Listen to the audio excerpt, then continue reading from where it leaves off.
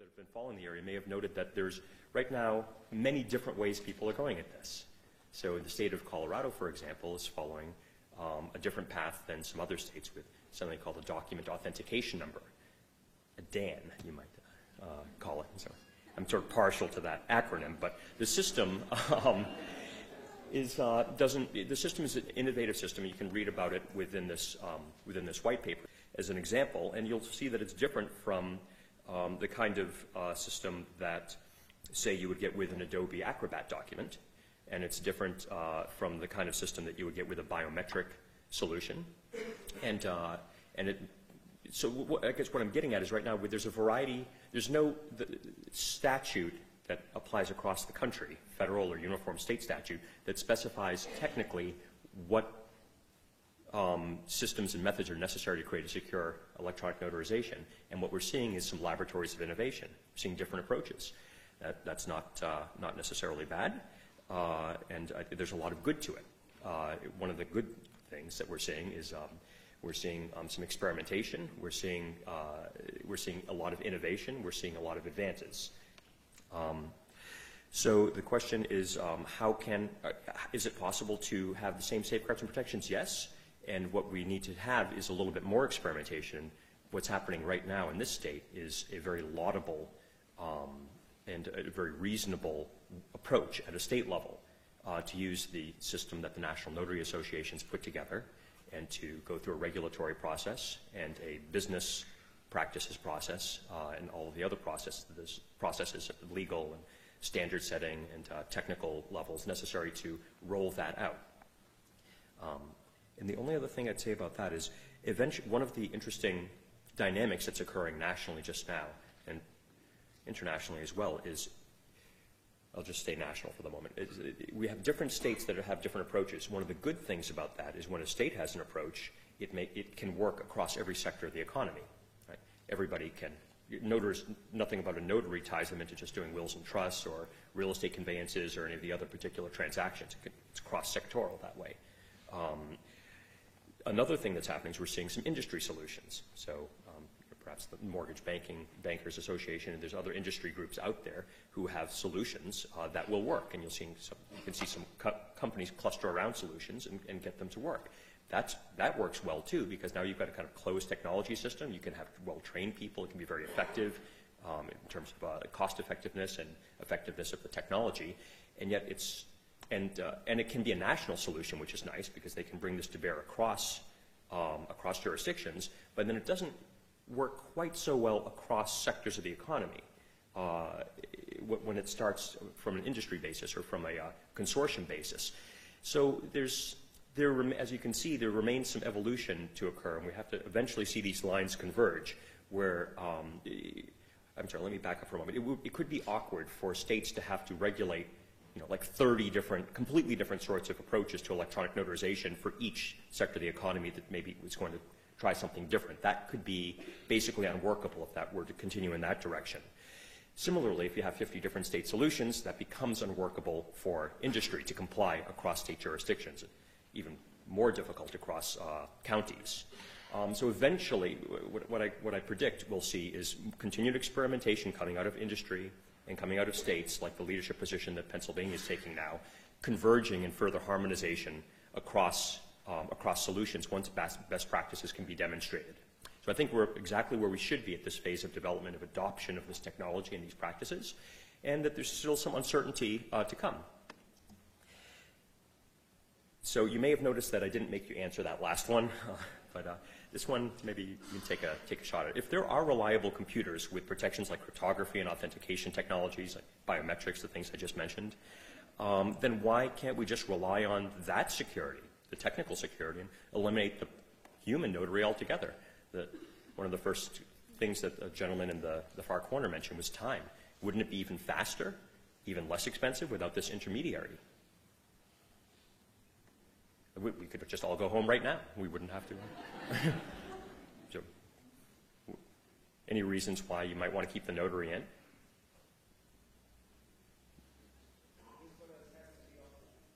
Again, please?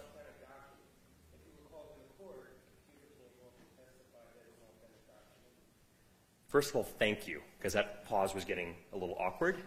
And secondly, you're right on the money. One of the core, I work in technology a lot, in academia, in consulting, in government.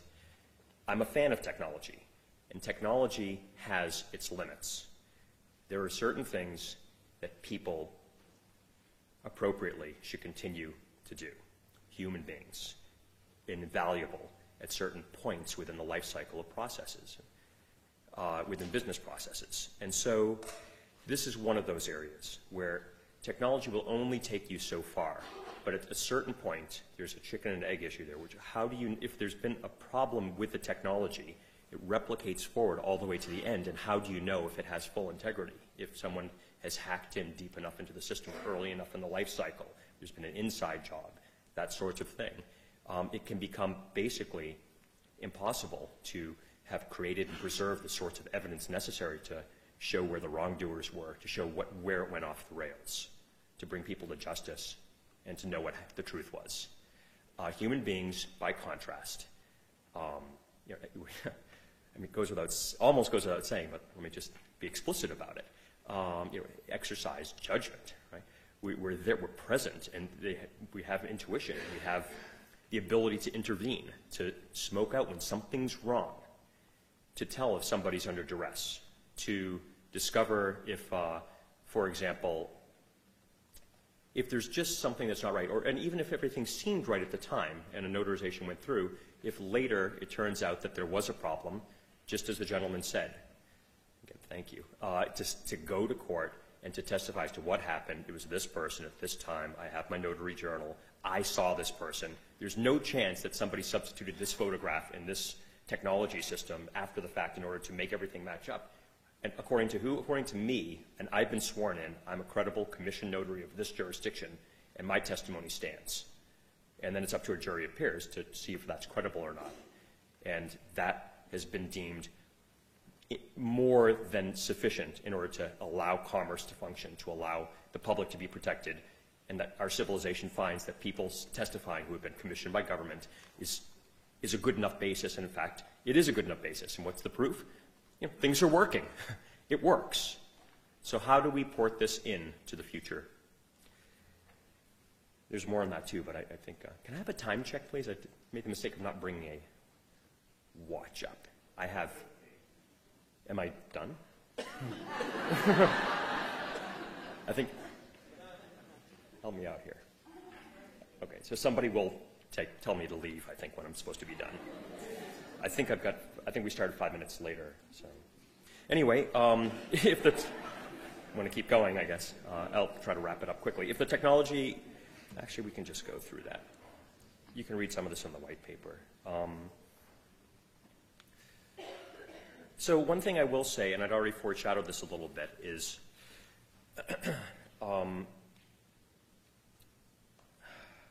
is that there's going to be there's more work needed. So the nation needs leaders like those in Pennsylvania to step forward and to lead and to start to implement this stuff with industry partners to make it work. And also we need to kind of keep our heads up and look across and continue a national dialogue about how we're going to work this out, where we'll come to consensus, where we'll harmonize cross-boundary, which means across organizations, across sectors of the economy, across jurisdictions, and ultimately across countries. Electronic notarization certainly has international implications as well. So as we start to look forward, here's some things that I think would be worth taking a look at. One of the things is that there's a general convergence. This is my last slide, incidentally. There's a general convergence between what we call physical access or physical identification, like with like a physical identity badge or a passport, something like that, an employee badge that you swipe in order to get into your office building, driver's license, and what we sometimes call logical identity or network identity, like the username and password, for example, that you would log onto a system with, check your email with, that kind of thing.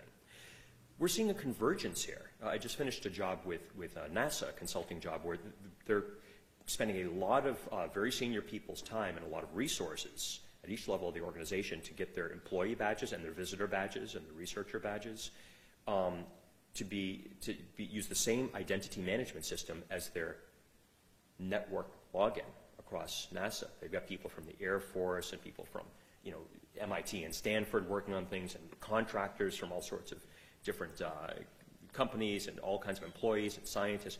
It's a real mishmash of different people that need to get into their physical facilities and onto their networks, and they're looking to have identity management with a single identity for these people that matches up with a physical badge and matches up with their network access. So eventually, and this is happening across the federal government, there's something known as HSPD 12, Homeland Security Presidential Directive number 12, which requires every federal worker, every federal contractor, that's a huge swath of our economy right there, to have very secure, smart identity badges that will allow network access and physical access. Their e-passport is done through the State Department. Our passports will no longer be paper documents. They will now also be machine readable with RFID, wireless, contactless, very convenient technology. Real ID has been enacted by the Congress and signed by President Bush. That's now federally mandated minimum standards and machine readable standards for state-issued driver's licenses. So we're moving toward a national identity system. So what used to be our state driver's licenses are now, as a result of the passage of Real ID, which I encourage you to Google if you're not familiar with it, this federal statute now gives Department of Homeland Security, a new federal department, standard-setting technology to set the standards for all these state-issued driver's licenses, and we'll have single sets of technology, single enrollment. It'll be much better in some ways, harder to get the fake driver's licenses, and hopefully to detect and deter wrongdoers, terrorists and others, fraud artists. But one of the interesting things about it from this perspective is it's machine readable. So we'll have a single national standard for machine reading, basically a national identity system. So now what that means is you can get onto you should be able to get onto computer systems just as easily as you can authenticate yourself physically with this with the new driver's license. That's just coming in a couple of years. So electronic video is another example of convergence. Actually, let me just move a little more quickly here. So with Real ID, as I mentioned, the deadlines are coming up. And one of these things this means for convergence and the role of the electronic notaries, number one, let me just start with Real ID. Actually, I'll start rather with some of the applications that you can do when you have convergence of physical identity and network identity, which is a nice fit for electronic notarization to authenticate a person to electronic systems. One of the things is, I didn't even write it here, is secure sign-on. So we're increasingly seeing at higher levels of large corporate organizations and also in government, very important things happening electronically. It's been a long time since we've been able to launch nuclear weapons completely through digital systems.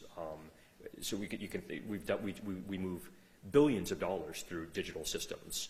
We do whatever you want to, like you name a transaction that is high value, mission critical, very sensitive, and we could probably find examples where either today or soon we'll be doing this digitally. And so that raises a question. At some point, do we want to have human beings intervene? Could an electronic notary, for example, notarize that, I am Dan Greenwood, who is logging onto the system in order to effectuate a business transaction or a government transaction of some kind? In other words, could they authenticate my identity? And so what's the document they're authenticating? Well, maybe it's just the form that I'm filling out with my username and password is being notarized, perhaps. That could be a very interesting role. Another thing is the glue that only humans can play at a social level. So to notarize, you frequently have to ask for X number of forms of identity cards, like a driver's license, passport, that kind of thing. What many people don't realize is that just based on the common sense and the credibility of the notary, if they have personal knowledge of the person who's been signing, who they're notarizing, that is also sufficient. Again, it's back to the gentleman's point. We have a person who's credible, who can testify, whose judgment has been, to some degree, certified by the government that's commissioned them. And so if the notary knows you, then they can vouch for you and can notarize you without asking for something further. And so similarly, if you look at the way business is done through relationships, through personal knowledge.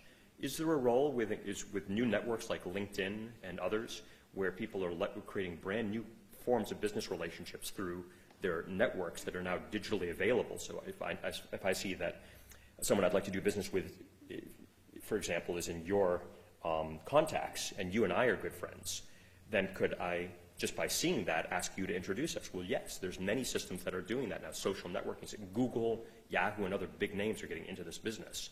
LinkedIn is an interesting site that does it. Notaries could serve a very interesting role there based on their knowledge and the digital and what they can do digitally.